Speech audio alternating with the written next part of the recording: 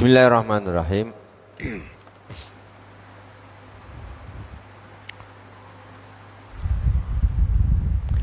Wa bi sanadil muttasil ila al-Imam Al-Bukhari rahimahullah ta'ala manafa'ana Allah bi ulumi fid darain.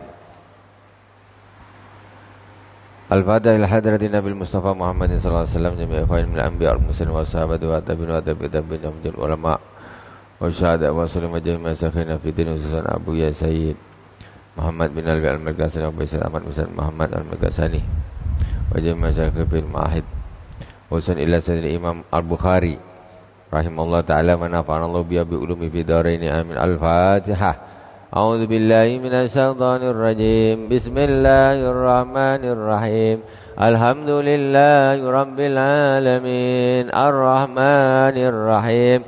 Maliki yaumiddin. Iyyaka na'budu wa iyyaka nasta'in. Ihdinas siratal mustaqim. Siratal ladzina an'amta 'alaihim ghairil maghdubi 'alaihim waladdallin. Amin. Bismillahirrahmanirrahim. Bisanadil muttasil ila al-Imam Al-Bukhari rahimahullah ta'ala manafa'ana Allah bi ulumi fi darain. Babu kiblati ahli Madinah wa ahli Syam wal Masyriq. Laisa fil masyriqi wala fil maghrib kiblah.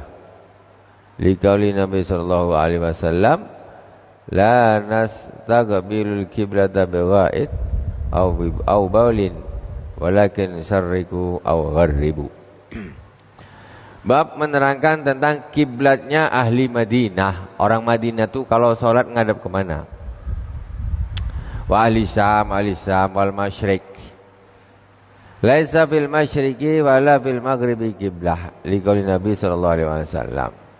Yang jelas kalau di sana itu bukan menghadap ke timur ataupun ke barat.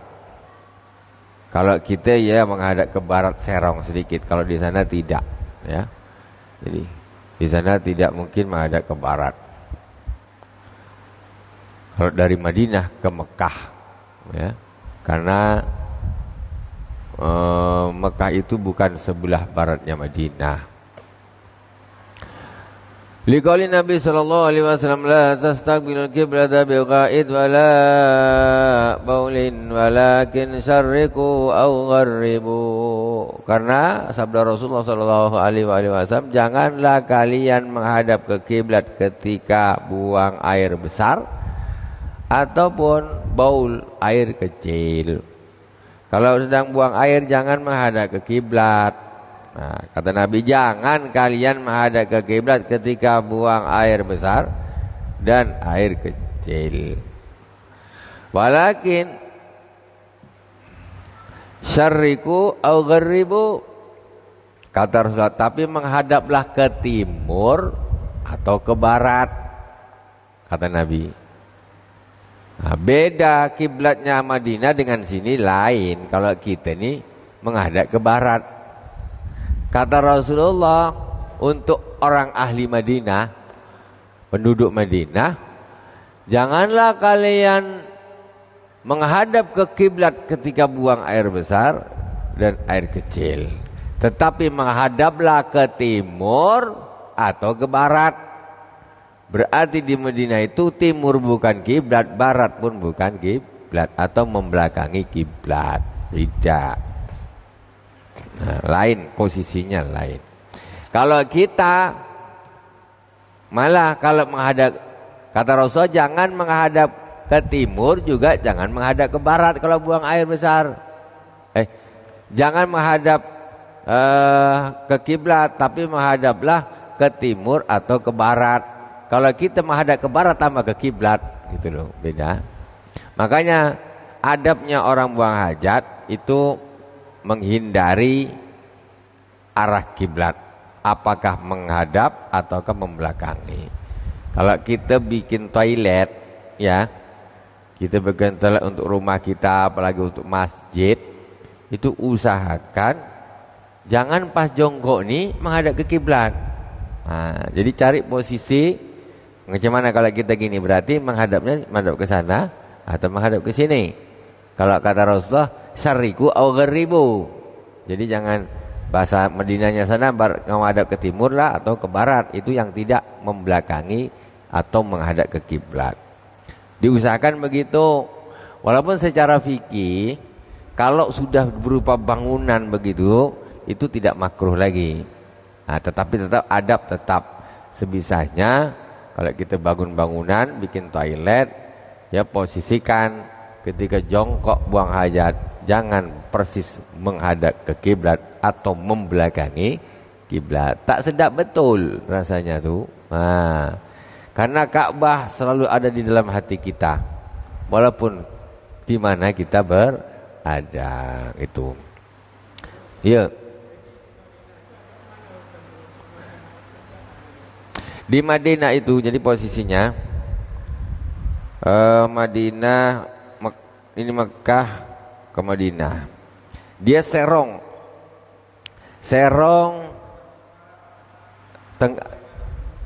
dia serong dia ke arah utara atau selatan nih. Madinah begini. Dia utara selatan bukan apa nih barat timur posisinya. Nah, bukan barat timur. Jadi Madinah itu posisinya di utara berarti ngadepnya ke selatan. Nah, Madinah itu posisinya di sebelah utaranya Mekah, bukan di sebelah timurnya Mekah. Kalau kita kan ya posisi kita berada di sebelah timur Mekah. Kalau Madinah itu posisinya di sebelah utaranya Mekah. Makanya dia menghadapnya ke selatan serong, bukan selatan persis. Nah gitu posisinya. Kalau menghadap ke barat ke timur jadi itu justru ya tidak menghadap, ya tidak membelakangi. Makanya kata Rasulullah menghadaplah ke timur atau ke barat. Nah, lain dengan kita gitu tuh ya. Nah, jadi isinya gini tuh. Ini Mekah, ini Mekah. Madinah di sana, Madinah di sana, Indonesia di sana. Makanya orang Indonesia menghadap ke barat, ya. Orang Madinah menghadap ke ya serong lah, ke arah dia ke arah selatan. Gitu. Yang di sana otomatis menghadap ke utara. Itu. Yang di sana menghadap ke timur. Wallahu a'lam.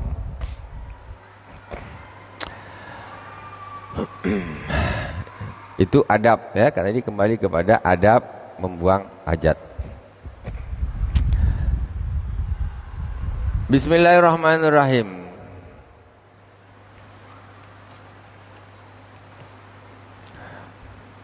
Wa bi ilai qala hadatsana Ali bin Abdillah qala hadatsana Sufyan qala hadatsana Zuhri an Atha ibn Yazid an Abi Ayyub al-Ansari anna Nabiy sallallahu alaihi wasallam qala idza ataitumul ghaita fala tastaqbilul qiblah wala tastadbiruha. Sesungguhnya Rasulullah sallallahu alaihi wasallam bersabda, ketika kalian membuang hadas besar, membuang hajat besar, ya, maka janganlah kalian membuang air besar, janganlah kalian menghadap ke kiblat, walastastadbiruha, dan janganlah kalian membelakangi kiblat. Nah. Walakin sarriku au gharribu, tetapi menghadaplah ke timur atau ke barat. Kalau di Indonesia, tetapi menghadaplah ke utara atau ke selatan.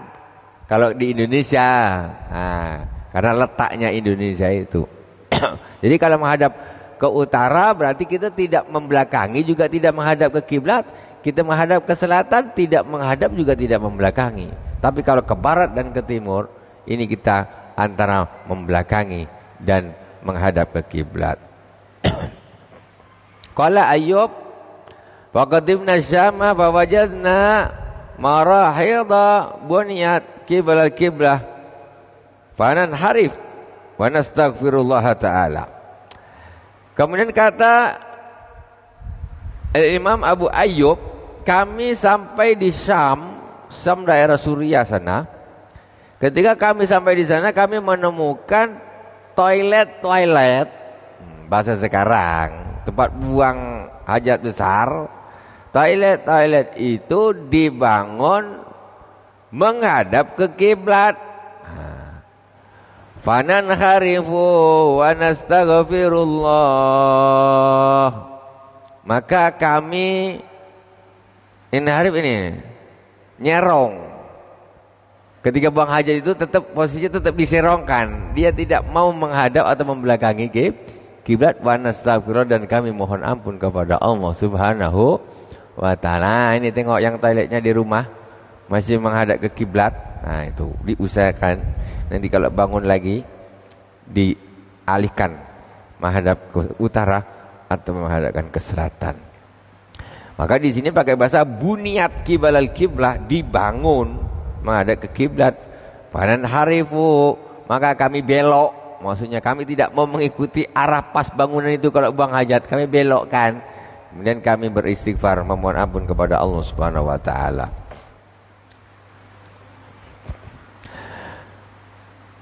Wa anizuri an ata in qala sami'tu Aba Ayyub anin Nabi sallallahu alaihi wa alihi wasallam mislahu babu qaulillahi ta'ala wattakhidhu min maqami Ibrahim musalla. Bab qauli ta'ala wattakhidhu min maqami Ibrahim musalla. Nah, ini bab baru lagi tentang ayat wattakhidhu min maqami Ibrahim musalla, jadikanlah dari makam Ibrahim itu tempat salat. Wa bi ilai qala hadatsana Al-Humaydi qala hadatsana Sufyan qala hadatsana Amr bin Dinar qala sa'alna Ibnu Umar radhiyallahu ta'ala anhuma an rajulin tafa bil baiti al-umrata wa lam yatub baina as-safa wal marwata ayati imra'atahu faqala qadima an-nabiy sallallahu alaihi wasallam fatafa bil baiti sab'an wa shalla khalfal maqami rak'atain wa tafa baina as-safa wal marwati wa qad kana lakum bi rasulillahi uswatun hasanah. Wa salna Jabir bin Abdullah faqala la yakrubannaha hatta yatufal bainas safa wal marwah. Hadis diriwayatkan oleh Al-Humaydi dari Imam Sufyan. Ini cerita dari Amr bin Dinar. Kata beliau, saya bertanya kepada Sayyidina Ibnu Umar tentang seseorang yang tawaf di Baitullah melakukan umroh. Kemudian malam yaitu baina Safa wal Marwah, kemudian dia tidak tawaf maksudnya tidak melakukan sa'i antara Safa dan Marwah. Dia cuma tawaf saja. Kemudian dia tidak melakukan sa'i. Ayati imra'atahu, apakah dia boleh mendatangi istrinya, maksudnya melakukan hubungan suami istri? Dia masuk Isya? Belum. Apakah boleh dia mendatangi istrinya? Faqala, maka jawab Ibnu Umar menjawab, Rasulullah sallallahu alaihi wasallam qadima Nabi sallallahu alaihi wasallam, Rasulullah sallallahu alaihi wasallam sampailah ke Ka'bah, ke Mekah, kemudian tawaf di Baitullah 7 kali di Ka'bah, wa shalla khalfal maqam rak'atain, kemudian Rasulullah salat di belakang makam Ibrahim. Makam Ibrahim itu yang bangunan yang dekat Ka'bah tuh, yang gitu. Nah, salat di belakangnya makam Ibrahim 2 rakaat. Ini yang dicontoh oleh orang-orang habis tawaf, salat belakang makam Ibrahim 2 rakaat. Kemudian watafa bis baina Safa wal Marwah, kemudian Rasulullah tawaf baina Safa wal Marwah. Tawafnya ini maksudnya sa'i dari Safa Marwah, Safa Marwah, Safa Marwah, Safa Marwah 7 kali. Terakhir di Marwah. Kemudian laqad kana lakum fi Rasulillahi uswatun hasanah, dan sungguh ada bagi kalian pada Rasulullah SAW contoh yang bagus.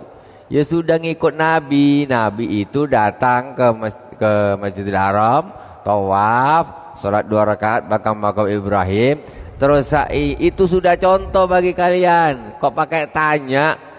Dia saya cuma tawaf saja, nggak sa'i, boleh nggak saya mendatangi istri kami? Boleh nggak? Itu kok tanya gitu. Nabi lo bikin begini, itu sudah menjadi contoh bagi kalian, kata Sayyidina Abdullah bin Umar. Kemudian wasa'alna Jabir bin Abdullah, belum puas lagi Sayyidina Amr bin Dinar, ditanya lagi kepada Sayyidina Jabir bin Abdullah. Tadi tanya sama Abdullah bin Umar, tanya lagi dengan Sayyidina Jabir bin Abdullah. Faqala la yaqrubanna hatta yatufa bainas Safa wal Marwah. Jangan, kata Sayyidina Jabir bin Abdullah, janganlah dia orang laki-laki tadi mendatangi istrinya sampai dia tawaf antara Safa dan Marwah, maksudnya sampai dia sa'i selesaikan umrohnya, baru dia boleh mendatangi istrinya. Itu. Wallahu, masih ada 5 menit. Oke. Masih ada satu hadis lagi. Wa bi laqad hadatsana Musaddad qala hadatsana Yahya an Saifin qala sami'tu Mujahidan qala utiya ibnu Umar faqila lahu hadha Rasulullah dakhala al-Ka'bah faqala ibnu Umar fa aqbaltu wan nabiy sallallahu alaihi wasallam qad kharaja wajidu Bilalan qa'iman bainal babain fa sa'altu Bilalan fa qultu asalla an-nabiy sallallahu alaihi wasallam fil Ka'bah فقال نعم ركعتين بين الساريتين اللتين على يساره إذا دخلت ثم خرج فصلى في وجه الكعبة ركعتين. Hadis diriwayatkan oleh Sayyidina Musaddad dari Yahya dari Saif, kata beliau, saya mendengar Mujahid berkata, Sayyidina Umar didatangi. Kemudian diceritakan kepada Sayyidina Abdullah bin Umar, diceritakan Rasulullah sallallahu alaihi wasallam masuk ke Ka'bah. Rasulullah sallallahu alaihi wasallam masuk ke Ka'bah, faqala Ibnu Umar fa aqbaltu. Kemudian Sayyidina Ibnu Umar nyusul Nabi. Nyusul. Fa aqbaltu wan Nabi sallallahu alaihi wasallam kharaja. Ternyata sudah sampai di sana, Nabi sudah keluar dari Ka'bah. Wa ajidu Bilalan qa'iman baina babain, dan saya menemui Sayyidina Bilal berdiri di antara 2 pintu Ka'bah. Ka'bah dulu pintunya 2. Ka'bah itu dulu pintunya 2, bukan 1 macam sekarang. Nah, pintunya itu 2. Jadi sebelah sini sama sebelah sana. Yang sebelah sana ditutup. Sekarang pintunya 2 dulu. Dan Ka'bah itu dulu, itu zaman Nabi Ibrahim justru persegi panjang, bukan kotak, kubus, tidak, persegi panjang. Ketika Nabi Ibrahim membangun ulang, materialnya kurang sehingga dibikin Hijr Ismail yang seperti bulatan itu. Pintunya 2 aslinya, sekarang tinggal 1. Yang 1 ditutup. Itu waktu zaman Rasulullah masih 2 pintu. Nah. Kemudian fasaltu Bilalan, saya bertanya kepada Bilal, apakah Rasulullah sallallahu alaihi wasallam salat di dalam Ka'bah? Qala nam, ya. Jadi salat di dalam Ka'bah boleh. Kita di sini menghadap ke Ka'bah. Kalau kita masuk ke Ka'bah, kita boleh salat menghadap kemana? Ya kemana aja. Wong itu kita di dalam Ka'bah, ya kemana aja. Karena posisinya asal jangan telentang aja. Salat macam mana telentang? Menghadap kemana ya? Ka'bah, sholat di dalam Ka'bah, ya sudah, Ka'bah semua temboknya. Pokoknya sholat menghadap kemana saja. Terus ditanya Rasulullah sholat di dalam Ka'bah, ya rakaatain baina sariyatain, yaitu 2 rakaat antara 2 tiang. Di dalam Ka'bah itu ada 2 tiang. Rasulullah sholat di antara 2 tiang. Yang tiang itu di sebelah kirinya. Ketika engkau masuk, summa kharaja fa shalla fi wajhil Ka'bah rakaatain. Kemudian Rasulullah keluar dan sholat di depan Ka'bah 2 rakaat lagi. Jadi Rasul sholat di dalam juga sholat di luar Ka'bah boleh semuanya. Wallahu subhanahu wa ta'ala a'lam. Subhanakallahumma bihamdik asyhadu an la ilaha illa anta astaghfiruka wa atubu ilaik. Wa sallallahu ala sayyidina Muhammadin wa ala alihi washabihi wa sallam. Walhamdulillahirabbil alamin. Assalamualaikum warahmatullahi wabarakatuh.